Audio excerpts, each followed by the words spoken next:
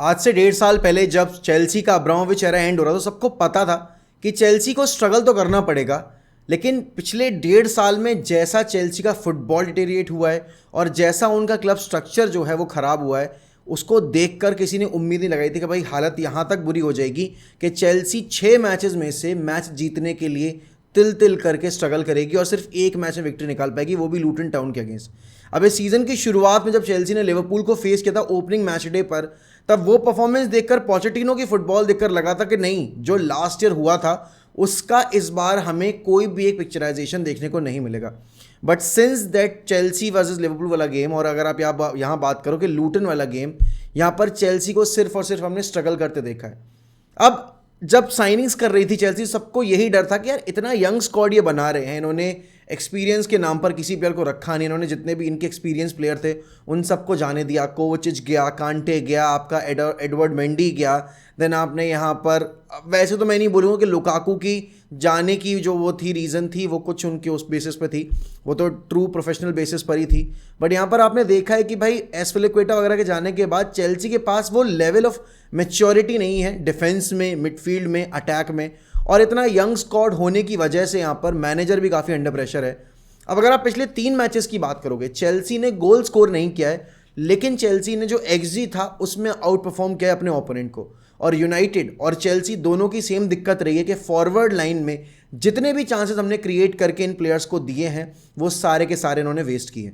आप यहाँ पर देख सकते हो कि निकोलस जैक्सन जो पहले मैच में काफ़ी अच्छे लगे, दूसरे मैच में, तीसरे मैच में यहाँ तक आते आते थोड़ा सा मोमेंटम गेन हुआ, लेकिन पिछले 3 मैचेस में निकोलस जैक्सन की परफॉर्मेंस जो है वो काफ़ी सब स्टैंडर्ड रही है। और यहाँ पर 6 मैचेस में से 5 मैचेस में वो ऑलरेडी येलो कार्ड ले चुके हैं, तो अब उनको सस्पेंड होना पड़ेगा यहाँ पर एक गेम के लिए। अगर आप यहाँ पर बात करो कि अर्मांडो ब्रोहा है उनके पास, और या फिर अगर आप बाकी अटैकर्स की बात करो, स्क्वाड काफ़ी यंग है, और यही एक वजह क्यों यहाँ पर चेल्सी उस लेवल परफॉर्म नहीं कर पा रही जिस लेवल पे चेल्सी फैंस ने एक्सपेक्ट किया था।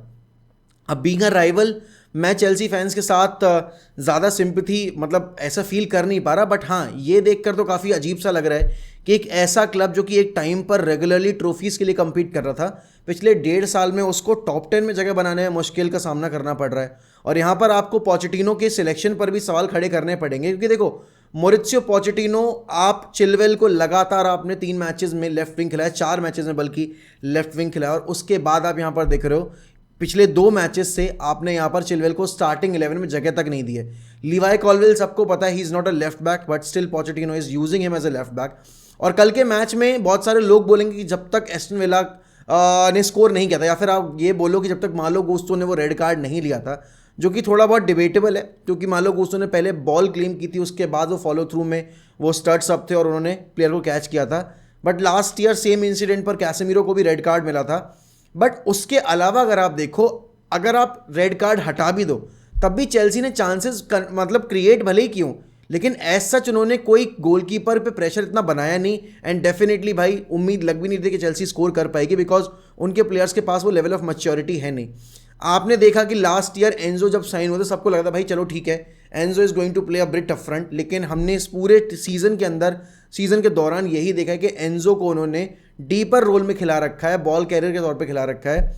एंड यहाँ पर काइसिडो हो गए, आपके गैलेगर हो गए, ये सारे प्लेयर्स जो हैं अभी एक्सेप्ट फॉर गैलेगर सारे प्लेयर्स उस लेवल परफॉर्म कर नहीं रहे हैं।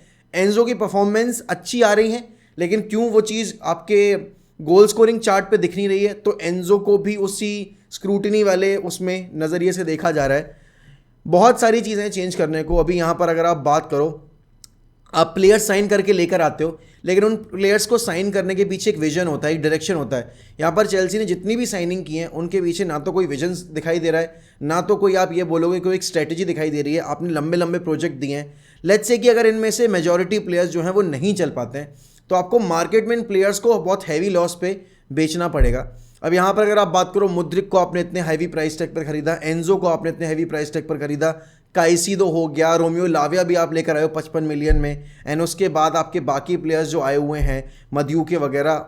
आई एग्री कि यार देखो इंजरीज हैं, यहाँ पर मध्यूके नहीं हैं, आपका रीस जेम्स नहीं है, आपके पास एनकुंकू नहीं है, but at the same time आपके पास इतना इनफ स्क्वाड तो है कि आप, क्योंकि आप यूरोप में किसी कंपटीशन में पार्टिसिपेट नहीं कर रहे हो, तो कम से कम प्रीमियर लीग पे फुली फोकस्ड होकर मैचेस निकाल पाओ। और अभी यहाँ पर चेल्सी की जो हालत है वो ज़्यादा अलग नहीं है मैनचेस्टर यूनाइटेड के कंपैरिजन में, बट पॉइंट ये है कि यूनाइटेड के एंड से कम हमें गोल स्कोर होते दिख तब भी रहे हैं, इधर उधर से कम हम गोल स्कोर कर पा रहे हैं। बट चेल्सी के पास अगर अभी आप बोलोगे कि यार कौन गोल स्कोर करेगा, तो आप किसी का नाम नहीं ले सकते। एंड आप देखो कि फाइनल थर्ड में जाकर जो कि मेच्योरिटी लेवल है भाई स्टर्लिंग का, फाइनल थर्ड तक पहुंच जाते हैं, बट एंड प्रोडक्ट नील बटा सन्नाटा है। सेम आप निकोलस जैक्सन की बात करोगे, सेम आप यहाँ पर बाकी प्लेयर्स की बात करोगे। मुद्रिक को मैं क्यों इस कॉन्वर्जेशन में नहीं लेके आना चाहता, बिकॉज मुद्रिक को सबसे कम गेम टाइम मिला है और यहाँ पर मुद्रिक को ही सबसे ज़्यादा स्क्रूटनी झेलनी पड़ रही है।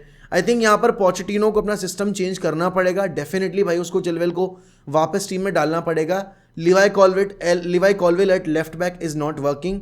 चेल्सी फैंस को ज़्यादा अच्छे से पता भी है भाई कि चिलवेल जैसा प्लेयर अगर आपके पास है और अगर आपको क्रिएशन डिपार्टमेंट में और चांसेस बना के देने जिससे कि फॉरवर्ड आपके थोड़ा कॉन्फिडेंस गेन कर पाएँ, तो उसमें आप फिर उसको बेंच पर नहीं रख सकते। अब बात यहाँ पर आती है कि भाई अब यहाँ से अगला स्टेप क्या है, क्योंकि देखो जब लिवरपूल वाला गेम हुआ था प्लस वेस्ट हैम वाला गेम हो गया था, हम सब ने यही डिस्कस किया था बैठकर कि अगले जो 6 फिक्चर हैं चेल्सी के वो प्रिटी ईजी हैं। लेकिन अब ये फिक्चर्स में, इन फिक्चर्स में भी विक्ट्रीज नहीं निकली हैं, पॉइंट्स नहीं निकले हैं, उसके बाद जो आने वाला अक्टूबर का महीना है वो तो चेल्सी के लिए बहुत ज़्यादा दर्दनाक होने वाला है। एंड अगर सिचुएशन ऐसी ही चलती रही, हो सकता है कि टॉड बोली यहाँ पर पोचेटिनो को सैक तक कर दें। अब बात वही आती जब एक ऐसे इंसान के हाथ में एक ऐसे फुटबॉल क्लब की कमान हो जिसको फुटबॉल के बारे में उतनी नॉलेज है नहीं, तो चीज़ें ख़राब होनी लाजमी थी। अब यही वाली बात है कि आपने हायर की लेवल पर बैठे लोगों को सैक कर दिया और यहाँ पर अब आप देख रहे हो कि पूरा जो सिस्टम है कोलैप्स कर चुका है। एंड चेल्सी डेफिनेटली यहाँ पर बहुत ज़्यादा स्ट्रगल कर रही है। It's getting really difficult for Chelsea fans to watch their team suffer every game week. Although आप कुछ मैचेस में अच्छा परफॉर्म कर भी रहे हो, but at the end of the day result matter करते हैं, स्कोर लाइन मैटर करती है। आप चाहे 70% पोजीशन रखो या आप 29% पोजीशन रखो, as long as you are winning the game it matters only. मतलब अब यहाँ पर आप देख रहे हो कि उनके जो साथ की टीम है लंदन की वो कितना अच्छा कर रही है। आप देख रहे हो ब्रेंटफोर्ड भी, अभी पिछला गेम भले ही वो हार गए but still they are performing decently well. सबसे बड़ा जो उनके लिए दुख दर्द बना हुआ है कि Arsenal and Spurs both the teams are performing really well. कल हमने नॉर्थ लंदन डार्बी देखी एंड नॉर्थ लंदन डार्बी में ऑनेस्टली मुझे लग नहीं रहा था कि मैं स्पर्स की ये परफॉर्मेंस देखूंगा। मुझे नहीं पता आर्सेनल फैंस इस चीज़ को किस तरीके से रिसीव करेंगे, बट जितना मैंने 90 मिनट के अंदर फुटबॉल देखा है, स्पर्स लुक्ड वे बेटर देन जो हम आर्सेनल से एक्सपेक्ट कर रहे थे या आर्सेनल की जो अभी तक की हाइप थी। एंज ने बोला था कि भाई हम अपनी फुटबॉल से कॉम्प्रोमाइज़ नहीं करेंगे और वो चीज़ आपको देखने को मिली। अगेन हैरी केन की एब्सेंस में यहाँ पर आकर एक ऐसा रिजल्ट निकालना जो कि शायद लोगों ने एक्सपेक्ट नहीं किया था, बिकॉज आपकी आर्सेनल पिछले मैच में 4 गोल स्कोर करके आई थी। एंड अगर आप देखो यहाँ पर शेफील्ड यूनाइटेड के अगेंस्ट लेट कमबैक करके स्पर्स ने मैच जीता था और वही शेफील्ड यूनाइटेड को कल न्यूकासल ने रख के पीटा है, 8 गोल मारे हैं। बट कल एक कैरेक्टर जो दिखाया भाई स्पर्स ने एमिरेट्स पर, वो सबसे ज़्यादा इंपॉर्टेंट था इस नॉर्थ लंदन डार्बी में, क्योंकि अभी तक जो मोमेंटम चला आ रहा था स्पर्स का, हम ये कह रहे थे कि भाई उन्होंने ना ऐसी वैसी विंस निकालकर मैच कर लिया अपने नाम पे। बट यहाँ पर आप कल 2 बार डाउन गए एंड दोनों बार आपने कमबैक करके इक्वलाइज किया।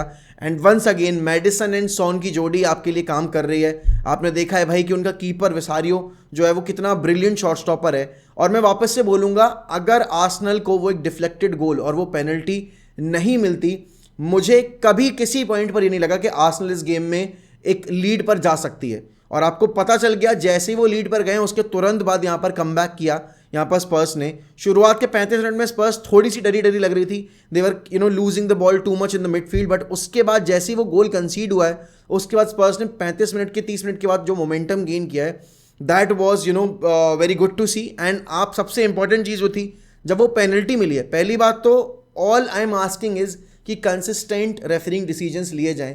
यूनाइटेड के अगेंस्ट क्रिश्चियन रोमेरो ने सिमिलर काइंड ऑफ हैंडबॉल की थी, गर्नाचो के शॉट पर हमें पेनल्टी नहीं दी गई थी।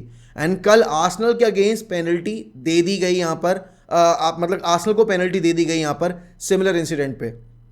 एंड फिर आर्सेनल ने वो पेनल्टी कन्वर्ट कर दी, बट उसके बाद तुरंत ही 2 मिनट के अंदर यहाँ पर सॉन और आपके मैडिसन की जोड़ी ने कमाल करके दिखाया है। भाई good things are coming for Spurs fans. Angeball is real, I am not going to lie, he is a pretty confident manager. वो अपने गिवन सेट ऑफ प्लेयर्स के साथ मैक्सिमम जो रिजल्ट है वो ला कर दे रहा है और डेफिनेटली फुटबॉल भी काफ़ी इंजॉय कर पा रहे हो आप। एज अ न्यूट्रल कल जब मैंने नॉर्थ लंदन डार्बी देखी तो मुझे काफ़ी टाइम के बाद स्पर्स को खेलते देख के मज़ा आया। तो यहाँ पर देखो अब आर्सेनल और स्पर्स दोनों ही टॉप 4 के लिए कम्पीट कर रहे हैं, बट ये रिजल्ट हमारे लिए, मैनचेस्टर यूनाइटेड के लिए बहुत इंपॉर्टेंट था, क्योंकि दोनों टीम्स जब पॉइंट्स ड्रॉप करेंगी तो डेफिनेटली भाई यहाँ पर हमें चांस मिलेगा कमबैक करके यहाँ पर अपनी टॉप 5 में जगह बनाने का। Also Liverpool once again West Ham के अगेंस्ट यहाँ पर कल अच्छी performance, Mohamed Salah, Darwin Nunez and Diogo Jota on the score sheet. They needed this win क्योंकि मोमेंटम कैरी करना था एंड यहाँ पर वापस से क्लीन शीट नहीं रख पा रही है लिवरपूल, तो वो उनके लिए कंसर्निंग एरिया ज़रूर है। बट ऑल इन ऑल अगर आप बात करोगे एनफील्ड के ऊपर लिवरपूल का जो रिकॉर्ड है वो हम सबको पता है, कोई भी टीम आए लिवरपूल के अगेंस्ट एनफील्ड पर खेलने हमेशा डर के ही खेलती है। एंड देन मैच में मतलब कल पूरी गेम वीक का जो सबसे बड़ा टॉकिंग पॉइंट रहा वो था भाई न्यूकासल की performance. After suffering for 4 game weeks यहाँ पर फाइनली न्यूकासल ने अपना जो गोल स्कोरिंग फॉर्म था वो फाइंड कर लिया है। 8 गोल स्कोर किए भाई शेफील्ड यूनाइटेड के होम पर जाकर, और डेफिनेटली यही शेफील्ड यूनाइटेड ने 90+10 मिनट तक स्पर्स को रोक के रखा हुआ था। तो कल जो परफॉर्मेंस आई है न्यूकासल की भाई, it was mind boggling. And definitely हम यहाँ पर एक चीज़ तो बोल सकते हैं कि न्यूकासल अगर इसी तरीके से खेलेगी तो जो भी प्रिडिक्शंस हमने दिए हैं भाई वो उल्टे पड़ जाएंगे। एंड न्यूकासल के साथ साथ यहाँ पर ब्राइटन भी एक ऐसा क्लब है जिसको लोग काउंट नहीं कर रहे, क्योंकि यहाँ पर आप देखो ब्राइटन लगातार मैचेस जीत रही है, उन्होंने हमें हराया, कल भी उन्होंने कमबैक करके मैच जीता।